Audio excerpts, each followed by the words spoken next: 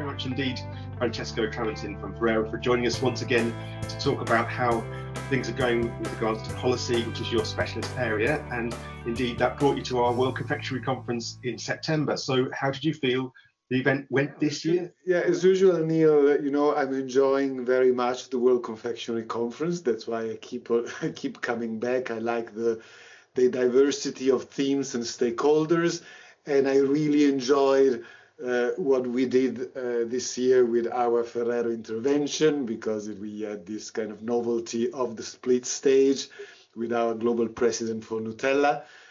So we decided to let our products talk for ourselves instead of my usual speech about issues and policies, which I think it felt fresh and new. I mean, we are a company that only recently started being more, let's say, outspoken about what we do and what we think. I mean, traditionally we've been more reserved. We do it for a reason. And I think we feel that the best way to do it is sometimes through our products. So it felt good, and it's, as usual, a great event because it covers various angles, from the more technical to the more general ones, to the issues and a little bit of the policy side. And good that you do it in Brussels, because I think it's where many things happen. Well, thank you. We obviously try our best to raise our game every year and to make things a little bit different, just to bring some new things to the arena with it all. And there is so much happening at the moment across the sector. So it's great that we're able to celebrate Nutella's 60th anniversary and see the vegan version of that product there. So has that gone well in the month since? Do you know, have you had much feedback?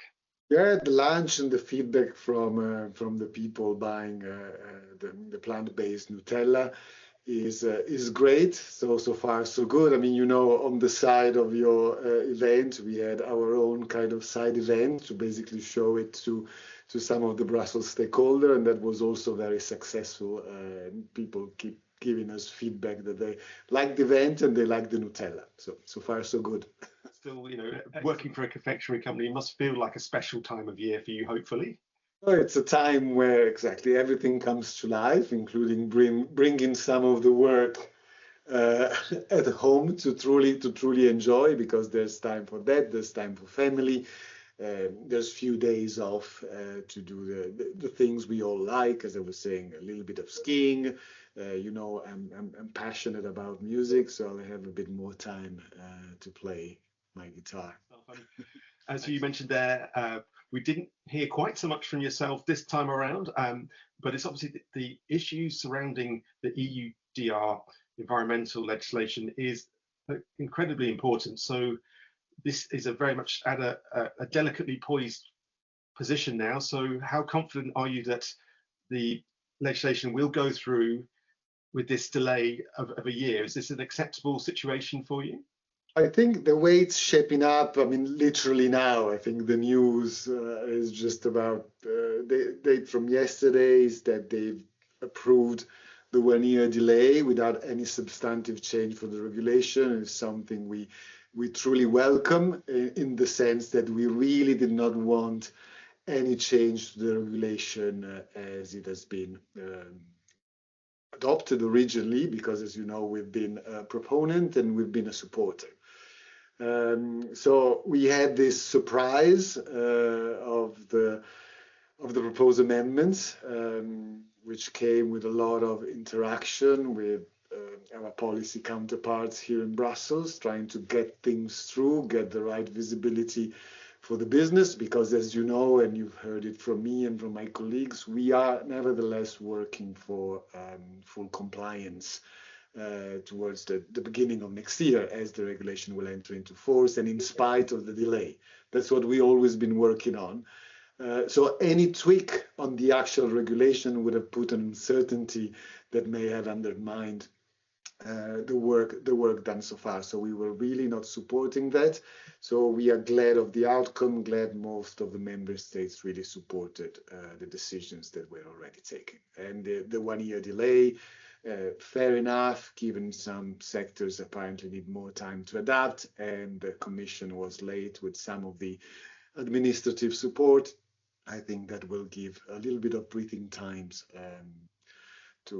some of the sectors that need it. So I think it's a good outcome, and we hope kind of now that all the right formalities will be done.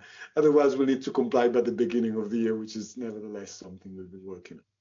But yeah, it was a little bit of a teaser of the new dynamics in Brussels. Yeah, it's certainly been a bit of a to and fro with some political interventions, some political parties seeking to extend it out even longer with the delays. And I think the consensus seems to be that the right decision has been made now. And ideally, you would like it to have taken place from the end of this month. But I think there are realities are that some shortened delays is necessary.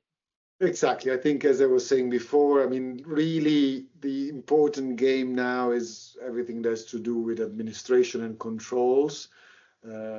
So if more time is needed, it does feel that especially the member states authorities, some of those authorities are just being appointed now.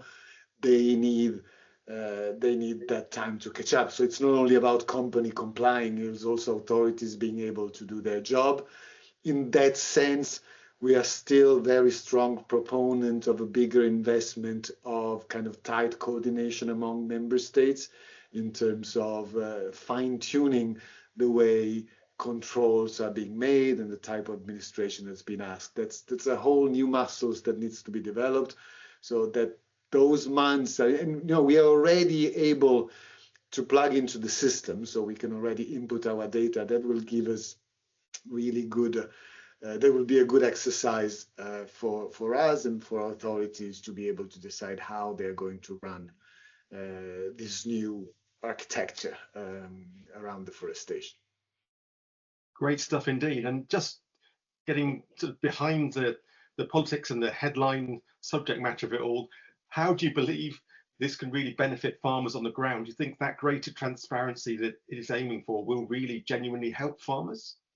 Look, I think the two elements of traceability and due diligence is the right way of sourcing the product. So at the end of the day, a virtuous supply chain is built around those two foundations, and then obviously there needs to be the right rewards for farmers across the supply chain. So here we are discussing two of the three elements that I've mentioned, and I do think those two elements are important. Now, farmers needs to be helped to comply. I think there's a bigger challenge around smallholder, especially smallholder farmer inclusions and transition of those farmers into the system, which needs to be taken very seriously.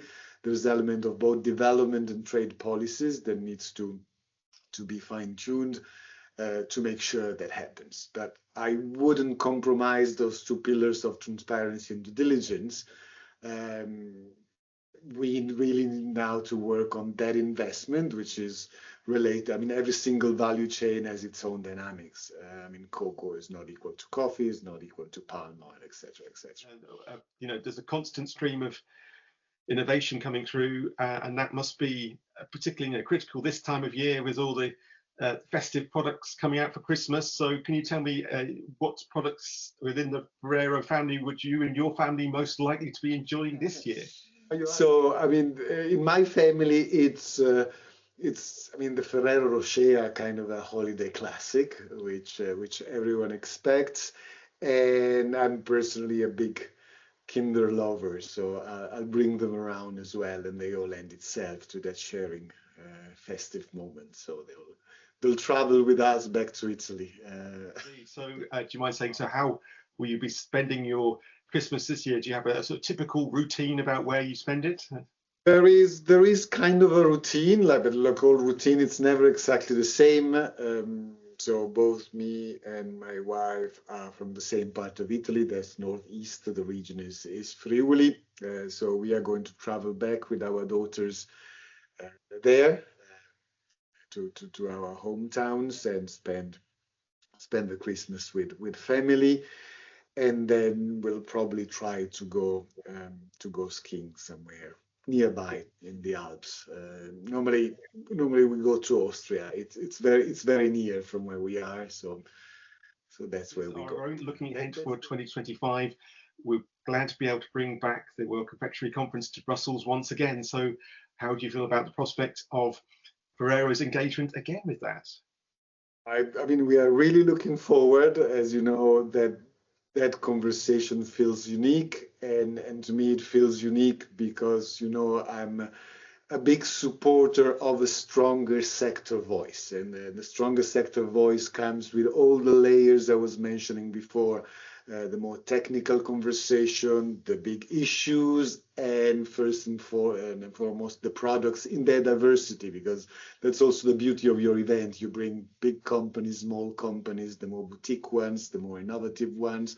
And it's the beauty of that sector. I think as a sector, we never truly succeed in telling that story like that to our stakeholders, but being there with you help us kind of feel the confidence that we have something special happening. There's just a few events that are truly focused on this beautiful sector like that. So really, really looking forward. We'll need to discuss how we bring it to life from a Ferrero perspective, but it's going to happen.